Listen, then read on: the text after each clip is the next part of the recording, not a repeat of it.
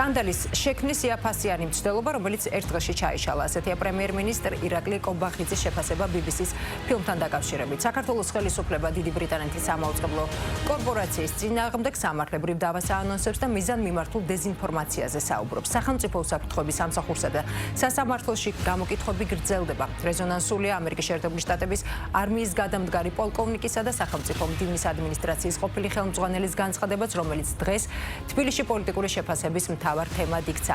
ლორენს უილკერსონმა ისაუბრა თუ როგორ იყენებდა ამერიკის შეერთებული შტატების ცენტრალური სადაზვერვო სააგენტო მედიასა და არასამთავრობო ორგანიზაციებს, მათ შორის საქართველოშიც. ჩვენ ვყიდულობდით გაზეთების რედაქტორებს, ტელევიზიებს, არასამთავრობოებს. ისინი CIA-ის მიერ იყვნენ გაფილტრულები. ეს გავაკეთეთ საქართველოში. ძალიან წარმატებულები ვიყავით, ამბობს უილკერსონი. უცხოური გავლენები და საქართველოს ხელისუფლების პასუხი. ხალხის ძალის ერთ-ერთი ლიდერი გურამ მაჭარაშვილია აქტუალური თემის სტუმარი. ბატონო გურამ, საღამომშვიდობისა. საღამომშვიდობისა, მოგესალმებით უნივერსალური საზოგადოებას. ბატონო გურამ, ჩვენ ვყიდულობდით გაზეთების რედაქტორებს, ტელევიზიებს, არასამთავრობოებს, ისინი CIA-ის მიერ იყვნენ გაფილტრული, ეს გავაკეთეთ საქართველოშიც ძალიან წარმატებული ვიყავით. რას ნიშნავს, როგორ ფიქრობთ, ამერიკის შეერთებული შტატების ყოფილი მაღალჩინოსნის აღიარება იმ ფონზე, როცა საქართველოს ხელისუფლება განსაკუთრებით ბოლო პერიოდში საკმაოდ აქტიურად საუბრობს უცხოურ გავლენებზე, არასამთავრობოების ჩართულობაზე სახელმწიფოს წინააღმდეგ მართულ პროცესში? მაკა მე მინდა გავახსენო საზოგადოებას ჩვენი ხალხის ძალის გამოქვეყნებული წერილები 2022 წელს, 23 წელს, 24 წელს, ოდესაც საუბრობდით განსაკუთრებით 2022 და 23 წლებში.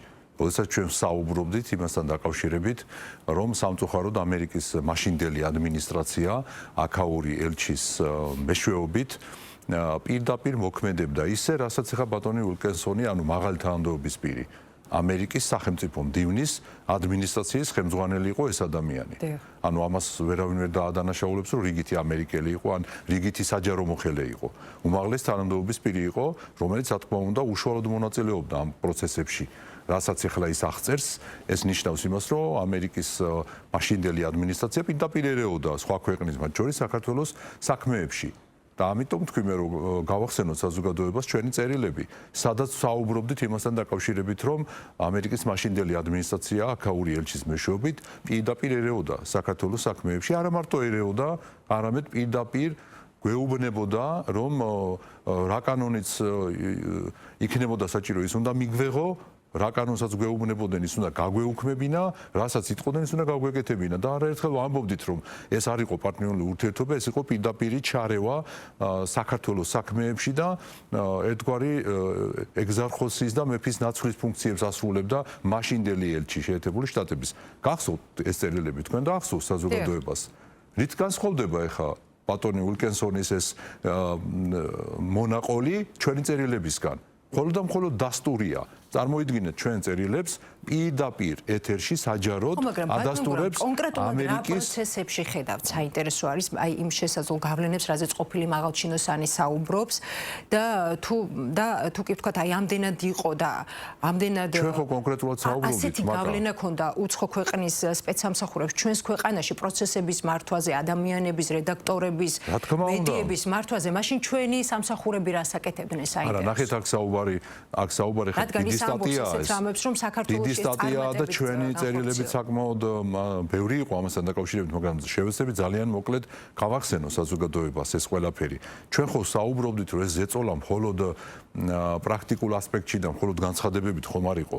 პირდაპირ ფინანსდებოდნენ მაშინ ჯერ არ ერიდებოდნენ და პირდაპირ მილიონები ირიცხებოდა ეგრეთ წოდებულ NGO სექტორში ამისთვის, მათ შორის ხან შავი ფული იყო, ხან ოფიციალური ფული იყო და ამ ყველაფერში ეს იხარჯებოდა და პირდაპირ ერთგვარი პარალელური ხელისუფლება შექმნეს NGO სექტორის სახით.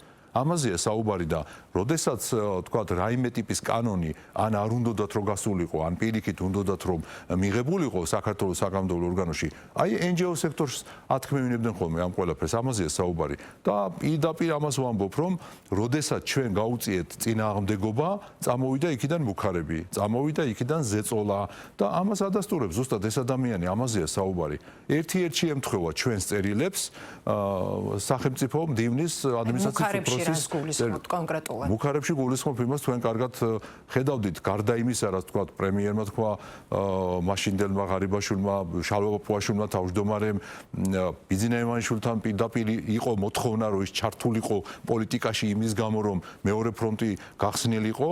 აი ამ ყველაფრის გარდა კიდევ ჩვენ საჯაროდ ვიცით ქალბატონი კელი დეგნანი ამერიკის ელჩი გამოდიოდა და პირდაპირ საუბრობდა იმაზე რომ თქვენ თუ არ მოიქცევით ისე როგორც იქცევა უკრაინა ახლა თქვენ მაშინ ჩვენი პარტნიორები ვეღარ იქნებით და როგორ იქცეოდა უკრაინა იქცეოდა რომ ომში ჩაერთო და როცა კითხვა იყო რომ მაშინ ჩვენ რა გავაკეთოთ როცა რუსეთი შემოვა აგერ ქალბატონი ფარკასი ამერიკის ინსტიტუტის ერთ-ერთი ინსტიტუტის დირექტორი პირდაპირ საჯაროდ პირდაპირ უთხრა ჟურნალისტს რომ დიახ რუსეთი შემოვა, მაგრამ მე რა თქვენ 10-დან 20,000-მდე დაგეხოცებათ ეს ადამიანი, მეტი არა, თუ არა და მე გახვალთ პარტიზანული ომებით იბრძოლებთ და 20,000-ის ფარგლებში დაგეხოცებათ თქვენს გვერდით ვიქნებით და როგორ არიან უკრაინის გვერდით, ჩვენს დავინახეთ. ამას ვამბობ, მაგა ზუსტად, ანუ პრაქტიკულად ამ ადამიანმა ჩვენი ეს ხალხის ძალის წერილები ერთ-ერთში დაადასტურა მაშინდელი ამერიკისა მაშინდელი ადმინისტრაციის ჩარევასთან დაკავშირებით, ევრობიუროკრატიის ჩარევასთან დაკავშირებით, ფულების გადმორიცხვასთან დაკავშირებით, ანუ ხო პირდაპირ საუბრობთ, ანუ სცენაზე აიყვანეს NGO-ს წარმომადგენლები და ათქმევინეს, რომ ეს უკანონო ხელისუფლება უკანონოდ უნდა შევცვალოთ, უნდა წავლეკოთ ეს ხელისუფლება, პირდაპირ ათქმევინეს. ანუ ერთ-ერთში ადასტურებს ეს ადამიანი, რომ ამერიკიდან იმართებოდა სხვადასხვა ქვეყანაში პროცესები, მათი მიერ დაფინანსებული NGO სექტორით და თუ გადაატრიალებდნენ ამ ხელისუფლებას, თუ უნდათ არსებული ხელისუფლება თუ დაყვებოდა, გააკეთებინებდნენ რაც უნდათ და ასე შემდგომ. ახლა ამაზე მეტი მოწმე ვინ უნდა მოიყვანო, ახლა ამერიკის სახელმწიფო მდივნის ადმინისტრაციის ყოფილი უფროსი ამას საუბრობს, წლების განმავლობაში მართავდა ხო ამერიკას, ასევე არაერთი პროფესორი ვიცით ამერიკული უნივერსიტეტის, რომელიც იგივეს ადასტურებს, მაგრამ ამ პროფესორების გარდა ვნახეთ ადამიანი, რომელიც ვიმეორებ არის ერთ-ერთი უმაღლესი თანამდებობის პირი, რომელიც პირდაპირ მონაწილეობდა აი ამ პროცესებში, ასე რომ ამაზე მეტი დასტური რა შეიძლება იყოს, ან რა უნდა თქვან ახლა მაგალითად NGO სექტორის წარმომადგენლებმა აი აქ საქართველოში ან ეგრეთ წოდებულმა ვითომ პოლიტიკოსებმა ნაცმოძრაობიდან ძალიან მაინტერესებს, მაგრამ ალბათ დააბრალებენ ამ ადამიანს დააბრალებენ, რომ რაღაცა ქიმიური იარაღი გაურიეს ალბათ და ტვინი აერიაო და არასოც ლაპარაკობს რაღაც ესეც იტყვი. როგორ ფიქრობთ, ვილკერსონის ეს განცხადება არის თორე შესაძლებელი გახდეს საქართველოში გამოძიების დაწყების საფუძველი? იცით როგორ არის? გახდეს თუ არა, როგორ ხედავთ? იცით როგორ არის, ძალიან ბევრი ფაქტია ისეთი, რომელიც ზოგადად საქართველოს წინააღმდეგ ასე თქვა მიმართულ პროცესებს ადასტურებს და ბევრი რამე შეიძლება იყოს ისეთი, რომელიც საჭიროებდეს გამოძიებას, ისე სწრაფად ვითარდება მსოფლიოში ეს პოლიტიკური პროცესები და გამომდინარე აქედან ბუნებრივია რომ საქართველოს სახელმწიფოსაც აქვს თავისი რესურსი და რა თქმა უნდა როგორც კი იქნება ეს საქართველოს ინტერესში ბუნებრივია რომ ამ ყველაფერზეც იქნება გამოძიება დაწყებული თქვენ ხედავთ რომ როგორც კი საქართველოს წინააღმდეგ ან დეзинფორმაცია ისეთი რომელიც რა თქმა უნდა იმოქმედებს მომავალ პროცესებზე აი დღევანდელი თუნდაც ეს BBC-ს დეзинფორმაცია ამაზე მყისიერად დაიწყო გამოძიება იმიტომ რომ ნუ ბუნებრივად მოდის წინააღმდეგობაში საქართველოს სახელმწიფოსთან და გამომდინარე აქედან კიდევ ერთხელ ვიმეორებ დღეს ყოველ შემთხვევაში ეს უფრო მეტად ეფექტური არის იმისთვის, რომ ვიმეორებ ჩვენი ხალხის ძალის წერილების მტკიცებულება არის პირდაპირ გაგებით, ამას ჩვენ აუცილებლად ჩვენი ხალხის ძალის ისტორიაში აი ამ ბატონის გამოსვლას აუცილებლად ჩავდებთ, როგორც მტკიცებულებას, როცა ჩვენ 2 და 3 წლის წინ საუბრობდით, ნუ შემდგომ უკვე ქართულ ოცნებას ხელისუფლებას მიეცა საშუალება უკვე რომ დაახლოებით 2024 წლიდან რომ მასაც უკვე სიმართლე ეთქვა საზოგადოებისთვის და საბოლოო ჯამში მე საზოგადოება მიიღო ეს გადაწყვეტილება რომ დღემდე ჩვენ მოვედით მშვიდობიანად. თქვენ წარმოიდგინეთ ახლა მაგა რომ ეს ყველაფერი ახლა გაეგო ქართულ საზოგადოებას რომ აი რა უბედურებები ხდებოდა როცა ამერიკიდან deep state-ი ამას აწყობდა სხვა ქვეყნებში მათ შორის საქართველოში. მე რაღა მნიშვნელობა ექნებოდა ღმერთმა არქნას რომ რაც უკრაინაში ხდება ის რომ მომხდარიყო საქართველოში.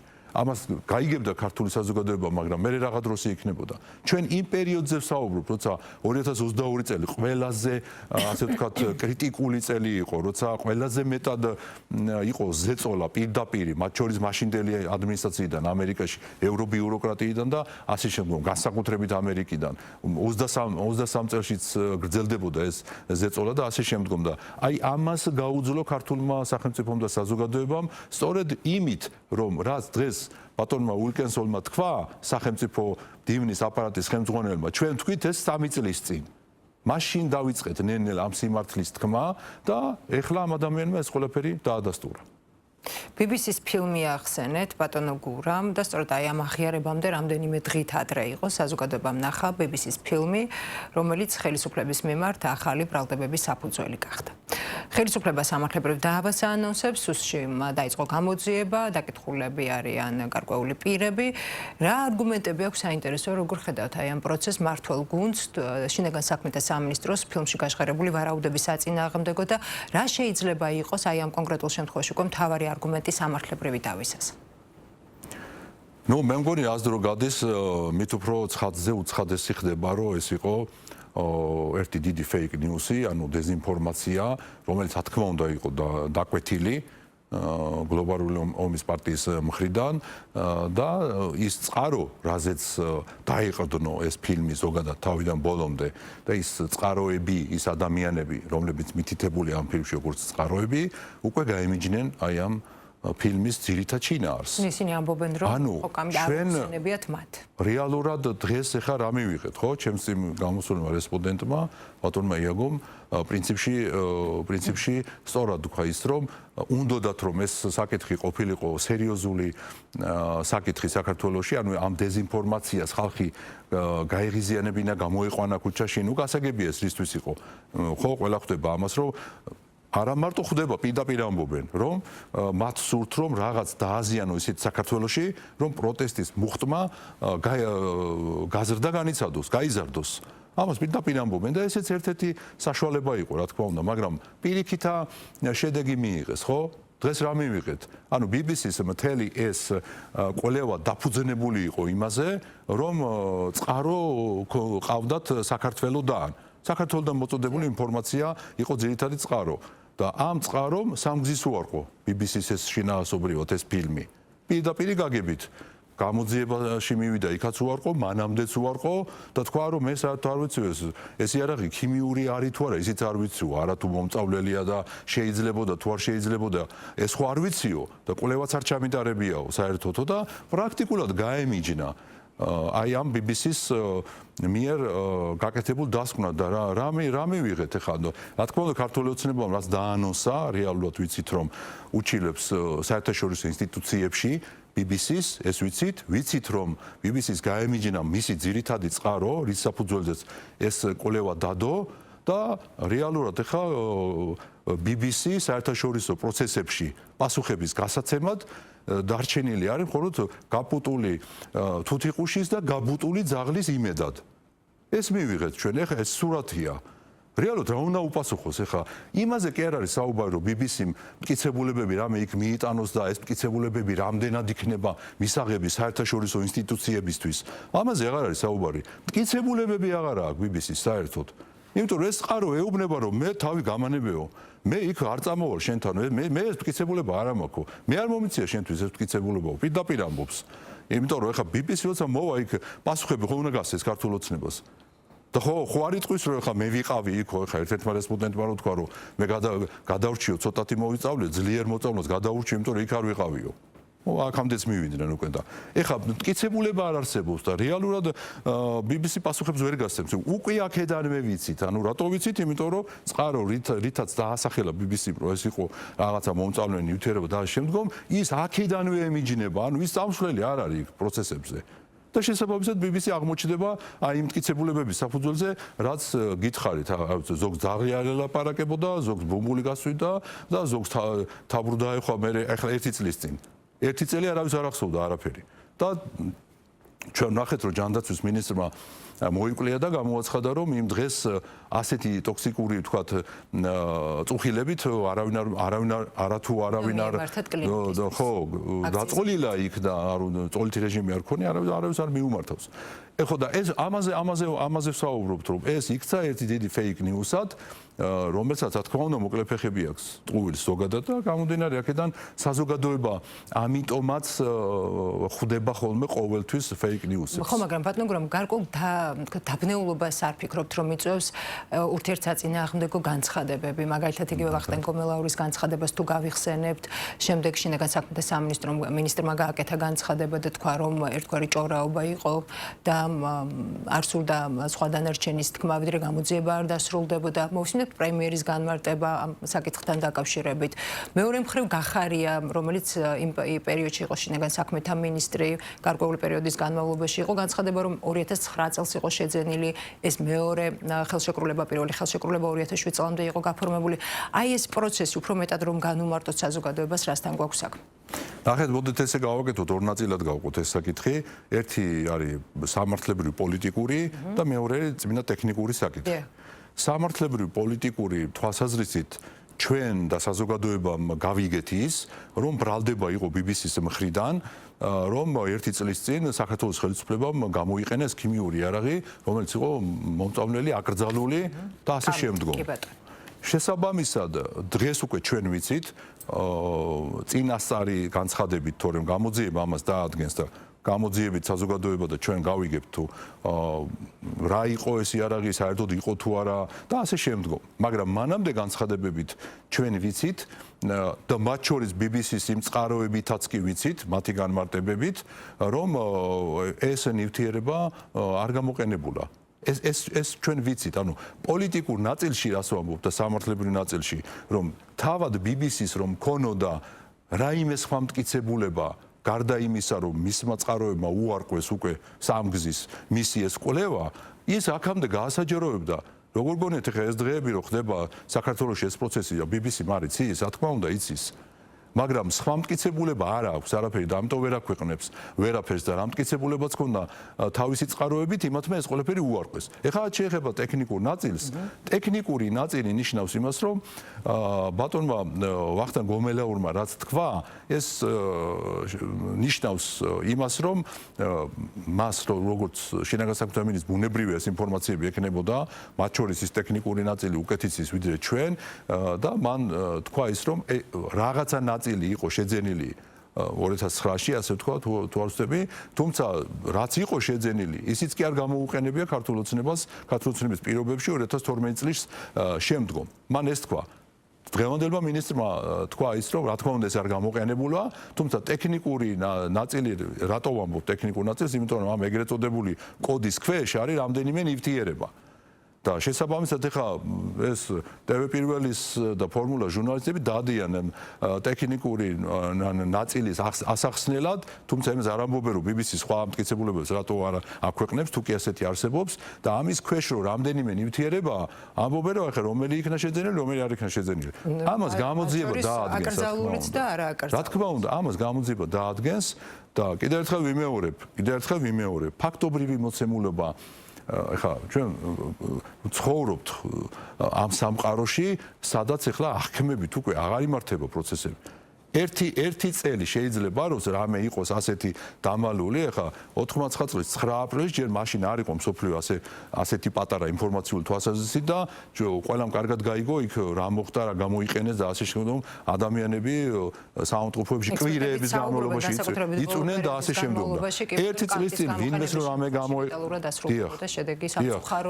რომ რამე გამოეყენებინა, როგორ გონიათ, ერთი წელი არავინ იტყოდა არაფერს. ექსპერტები ამაზე უკვე ღია და ხმაბაღლა მედიკოსებიც მათ შორის საუბრობენ.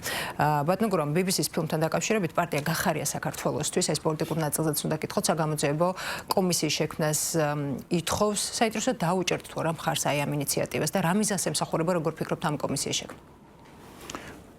ნუ ეს ის შემთხვევა, როდესაც აუცილებლად უნდა ვთქვათ, რომ ჩვენ როდესაც შევქმნით პარლამენტში მართლაც უმნიშვნელოვანეს საკითხთან დაკავშირებით საქართველოს ისტორიაში საგამოძიებო კომისია, რაც ეხება ნაცმოძრაობის რეჟიმის მმართველობის პერიოდს 2012 წლამდე და შემდგომ 2012 წლის შემდგომაც არ დააკლეს ოპოზიციაშიც ნაცმოძრაობამ საქართველოს დაზიანებას არაფერი, ეს იყო და არის უნიშნულოვანესი საკითხი. სადაც რო კითხო გახარიას აპირებდა ნაცების დასრულებას. მაგრამ ამ საგამოძიებო კომისიაში არ მიიღეს მონაწილეობა. წარმოიდგინეთ, ორი კვოტა მათ ჰქონდათ. ცარიელი იყო ის ორი სკამი საგამოძიებო კომისიაში, რომელიც მათ არ გამოიყენეს. და ეხლა ამ საკითხთან დაკავშირებით, სადაც უკვე პრაქტიკულად როგორც ავხსენით ჩვენ და საზოგადოებამაც დაინახა, რომ პრაქტიკულად უკვე ცნობილია, რომ არავითარი მტკიცებულება ამის არ არსებობს, რომ რამე იქ ნივთიერება იყოს გამოყენებული და პირიქით BBC-ს მოუწევს ამაზე პასუხისგება და არა მარტო BBC-ს, იმ ადამიანებს, ვინც დააბრალა საკუთარ ქვეყანას ეს ზიანის მცდელობა და იმათაც მოუწევთ პასუხისგება, რა თქმა უნდა. იმიტომ რომ შედალოცვილო თუ არაფერი არ გამოგიკვლევია, თუ ის არის ეს იარაღი არის თუ არა აკრძალული თუ არა აკრძალული, აბა მაშინ რას აკრძავნე BBC-ში ამ შენ ინფორმაციას და რატო წერს BBC, რომ შენზე დაყრდნობით ავცილებს ამ ინფორმაციას. ამიტომ ეხლა ასეთ საკითხთან დაკავშირებით, სადაც უკვე რეალურად გამოძიებაც მიდის და ალბათ ძალიან მალე გაირკვევა ყველაფერი, საგამოძიებო კომისია რატო უნდა შექმნა? რომ თქვათ რაღა უნდა გაარკვიო, ხა ძაღლების გაებუტა და ბუმბული რატო გაცვიდა თუთიყურს, ამაზე საგამოძიებო კომისია არ უნდა შექმნა. და დანარჩენ საკითხზე კიდევ ერთხელ ვიმეორებ, უკვე ცხადია, საგამოძიებო კომისია ხო არ არის ის ორგანო, რომელიც ამ შემთხვევაში ჩაანაცვლებს ამ პროკურატურას, ან სუსის საგამოძიებო უწყებას. ესე არ არის. საგამოძიებო ორგანო იქმნება კომისია პარლამენტში ძირითადად ისეთ საკითხებზე, რომელიც არის საზოგადოებაში უკვე დიდი ხნის განმავლობაში დაგროვებული კითხვები და ამ კითხვებზე პასუხები უნდა იყოს და ასე შემდგომ და ასე შემდგომ. შესაბამისად, ვიმეორებ, გახარიას პარტიას არ მიუღია მონაწილეობა საგამოძიებო კომისიაში ნაცმოძრაობის რეჟიმის გარკვევასთან დაკავშირებით და ვიმეორებ, დღესაც ამბობს, რომ ის ვითომ ებრძვის ნაცმოძრაობას. აქ არ მიიღო მონაწილეობა. და ეხლა ძაღლის გაბუტვასთან დაკავშირებით უნდა რომ შექმნას საგამოძიებო კომისია და აქ ბუნებრივია რომ ჩვენ მხარს ვერ დაუჭერთ. ბატონ გურამ, ამერიკის შეერთებული შტატების სენატის მორიგიუარი მეგობარი აქტის მიღებაზე ამერიკული გამოცემა წერს, რომ სენატის უმრავლესობის ლიდერმა სპიკერის მოთხოვნა არ დააკმაყოფილა. რა გზავნილი არის ეს ერთის მხრივ საქართველოსთვის და რა გზავნილია, როგორ ფიქრობთ, ოპოზიციისთვის, რომელიც აი ამ აქტზე საკმაოდ დიდი იმედებს ამყარებდა? ჩვენ ვხედავთ, რომ ამერიკაში, მიუხედავად იმისა, რომ თავად ტრამპი აცხადებს, რომ Deep State-ი ჯერ კიდევ არის შემორჩენილი, მათ შორის ამერიკის სტრუქტურებში, იცვლება პოლიტიკა და თან იცვლება ძალიან რადიკალურად. ჩვენ ნახეთ ასევე გამოქვეყნებული სტრატეგია, ეროვნული უსაფრთხოების სტრატეგია შეერთებულ შტატებში. ამიტომ ბუნებრივია, რომ იქაც არსებობენ რაციონალური ადამიანები, პოლიტიკოსები საკანონმდებლო ორგანოში, ამ ეგრეთ წოდებულ მეგობარ აქტში არაფერი კარგი არ წერია არც საქართველოსთვის და თქვენ წარმოიდგინეთ არც ამერიკის შეერთებული შტატებისთვის. იმიტომ რომ როდესაც ამ აქტს იღებს საკანონმდებლო ორგანო ამერიკაში, ბუნებრივია ეს ამერიკელი ხალხის სახელით არის. ამერიკის შეერთებული შტატების სახელმწიფო სახელით არის და იქ ისეთი რამეები წერია, რაც არ დასტურდება არაფრით და ურთიერთობას, პარტნიორულ ურთიერთობას. ნახეთ, ეს აქტი ეწინააღმდეგება უკვე იმ ეროვნულ სტრატეგიას, რაც არის გამოქვეყნებული. სადაც წერია და სხვათა შორის ამ სტრატეგიის გარდა პრეზიდენტსაც აქვს ნათქვამი ტრამპს, რომ ამერიკა აღარ უნდა ჩაერიოს სხვა ქვეყნის პოლიტიკურ საქმეებში. არა თუ იქ პროცესები არ მართოს და ხელისუფლებები არ შეცვალოს. და შესაბამისად ამ აქტში ეგ წერია ზუსტად, რომ საქართველოს თურმე ეწინააღმდეგება ხა ამერიკის სტრუქტურებს იმაში, რომ არ უჯერებს და იმ კანონებს არ იღებს, რასაც ეუბნება და არა უქმებს, რასაც ეუბნება. შესაბამისად ეს თავიდან ბოლომდე ეწინააღმდეგება მათივე პოლიტიკას და მე ვფიქრობ, რომ სწორედ ამიტომ არ იყო მიღებული ეს მეგობარი აქტი. აი უსაფრთხოების სტრატეგია ახსენეთ, ეროვნული უსაფრთხოების სტრატეგია და დოკუმენტში ევროპაში ამერიკის შეერთებული შტატების პრიორიტეტებს შორის დასახელებული არის ნატოს როგორც მუდმივად გაფართოებადი ალიანსის აღქმის დასრულება და ეს არის ციტატაც წავიკითხავ. ჩვენ გსურს ევროპამ უარი თქვას დამხშობ რეგულაციებზე წარუმატებელ ფოკუსირებაზე, ჩვენი მიზანი უნდა იყოს დავეხმაროთ ევროპას ტრაექტორიის გამოსწორებაში. რას ნიშნავს, როგორ ფიქრობთ, აი ეს ჩანაწერი უსაფრთხოების დოკუმენტში და რა გავლენა იქნება ერთის მხრივ ევროპაზე, ევროპის პოლიტიკურ დღის წესრიგზე და როგორ შეიძლება ეს აისახოს საქართველოს? აქაც არ შემიძლია არ ვახსენო, მაგრამ ჩვენი წერილები ხალხის ძალის რო არ გავიხსენო, აი რო წაიკითხოთ პირველი განსაკუთრებით რამდენიმე წერილი 2022 წელს თქვენი გამოიკითხავს იმ წინადადებებს, რაც წერია ხა ეროვნული უსაფრთხოების აი ამ სტრატეგიაში. Რა თქმა უნდა, ჩვენი ინტერესებიდან გამომდინარე, უნებრივია ახლა ეს სტრატეგია არის ამერიკული ინტერესებიდან გამომდინარე, ჩვენ წერილებს წერდით საქართველოს ინტერესებიდან გამომდინარე. მაგრამ შინაასი იყო აი ძირითადად ერთი და იგივე აი ამ ეროვნულ უსაფრთხოების სტრატეგიაში, რაც ახლა წერია, რაც თქვენ ახლა მათ შორის წაიკითხეთ ნატოსთან დაკავშირებით. ანუ აქ შეიძლება ითქვას, რომ ამ შემთხვევაში ამერიკის აი ამ სტრატეგიამ, ეროვნული უსაფრთხოების სტრატეგიამ და მისმა ერთ-ერთმა პუნქტმა გააჩერა პრაქტიკულად ნატოს გაფართოების საკითხი. რომ ღიად თქვა, რომ გაჩერებულია თუ გააჩერა. ღიად კი არ თქვა, მარტო დაწერა. და თან დაწერა არა მარტო განცხადებაში, არამედ მისი სახელმწიფოს ეროვნული უსაფრთხოების სტრატეგიაში. და ფოკუსირება ნიშნავს იმას, რომ ცოტა ფოკუსი გაასწოროს ევროპამ პირდაპირ დაუწერა. შეერთებულმა შტატებმა ახლა ნატოში 80% ვიცით, რომ არის შეერთებული შტატები, ხო? რა გადაწყვეტილებასაც ის იღებს, ბუნებრივია იმას მიიღებს ნატოს წევრი ქვეყნები. გამომდინარე აქედან კიდევ ერთხელ ვიმეორებ, ძალიან ბევრი მიმანიშნებელი პუნქტია აი ამ სტრატეგიულ დოკუმენტში შეერთებული შტატების. მაგალითად ის რომ უთითებს რომ ევროპას 1990 წელს ჰქონდა მთლიანი შიდა პროდუქტის 25% მთელ სოფლიოში და ხა ჩამოვიდა 14%-ზე. ამის მიზეზსაც აღნიშნავს რატომ? იმიტომ რომ ერეოდა სხვის საქმეებში. პირდაპირ წერია. მაგალითად ის რომ საერთაშორისო ორგანიზაციები, ევროკავშირი, ტრანსნაციონალური საერთაშორისო ორგანიზაციები ძირს უთხრიან, პირდაპირ ესე წერიან, ძირს უთხრიან დამოუკიდებელი ქვეყნების სუვერენიტეტს. იმიტომ ვახსენეთ ჩვენ ამაზე ვსაუბრობდით მეთქი ზუსტად, რომ ჩვენი ინტერესის სფერო ყოველთვის იყო და იქნება ქართული ღირებული და დოკუმენტში კი ბატონო, წერია და საუბარი არის იმაზე, რომ ევროპის მოსახლეობის უმრავლესობა მშვიდობას ითხოვს, თუმცა ეს პოლიტიკაში არ აისახება დიდწილად მთავრობების მიერ დემოკრატიული პროცესებისთვის ძირის გამო, თხრის გამო. წინა ადმინისტრაციის პირობებში, მაგალითად უკრაინის ომთან დაკავშირებით, იგივე ევროპისა და ამერიკის შეერთებული შტატების მიდგომები შეიძლება ითქვას ბატონო გურამ, რომ იყო თითქმის იდენტური. თუ გავიხსენებთ სტრატეგიას, თუ გავიხსენებთ იგივე განცხადებებს, ახლა ამერიკის შეერთებული შტატების დამოკიდებულება, განცხადებები და პოლიტიკა ამავდროულად არის, რასაც ვუყურებთ, ასევე რადიკალურად შეცვლილი, ხომ? არსებული რეალობის იგივე ევროკავშირში თუნდაც კორუფციული სკანდალის გათვალისწინებით და ამის ფონზე და მიმდინარე პროცესების გათვალისწინებით. რა მოლოდინი გაქვთ, აი როგორ შეიძლება განვითარდეს ევროპისა და ამერიკის შეერთებული შტატების ურთიერთობები ერთის მხრივ და რაც ყველაზე მნიშვნელოვანი არის ამ შემთხვევაში უკვე ჩვენთვის, როგორ შეიძლება მათი ურთიერთობა ან რა შედეგამდე მივიდეს და ეს შედეგი როგორ აისახოს, ან როგორ შეიძლება აისახოს საქართველოზე. ნუ პირველ რიგში რა თქმა უნდა ჩვენ საქართველოს ინტერესებიდან გამომდინარე ვიფიქროთ, იმიტომ რომ ამერიკა და ევროპა როგორმე რაღაცას დაალაგებენ ერთმანეთში, თუმცა ესეც უნდა აღინიშნოს, რომ აი ამ სტრატეგიულ დოკუმენტში რაც წერია თავის შინაარსით, რატომღაც ევროპიდან არ ეუბნებიან, რომ ეს არის ანტიევროპული განცხადებები. რატომ არ წერენ ამას?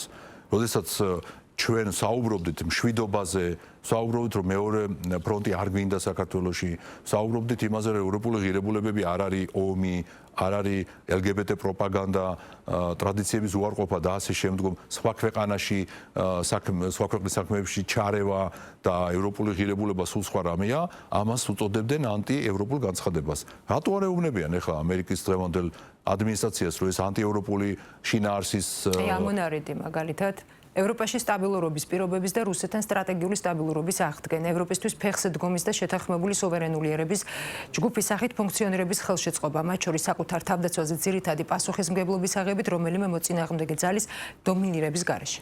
კი ბატონო, ანუ საუბრობს პირდაპირ, რომ ევროპა უზრუნველყოს მშვიდობიანი ურთიერთობა რუსეთთან. პარტნიორი ურთიერთობა რუსეთთან, შეინარჩუნოს მშვიდობა რუსეთთან ურთიერთობაში.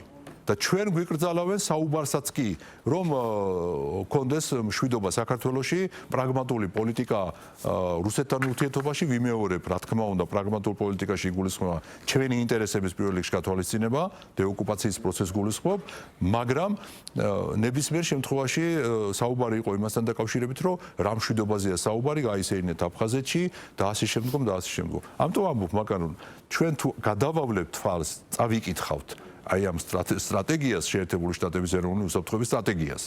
და მერე ჩვენ წერილებს, განცხადებებს და შემდგომში უკვე ხელისუფლების განცხადებებს და მათ შორის დღევანდელს ჩვენ ვნახავთ რომ ერთ-ერთი ძირითადად ემთხვევა თან ჩვენ 3 წლის წინ ვამბობდით ამას და 2 წლის წინ ეხა დაწერა შეერთებულმა შტატებმა ტრამპის ადმინისტრაციის პირობებში. რატომ თქვენი კითხეთ რომ რა მოლოდინია?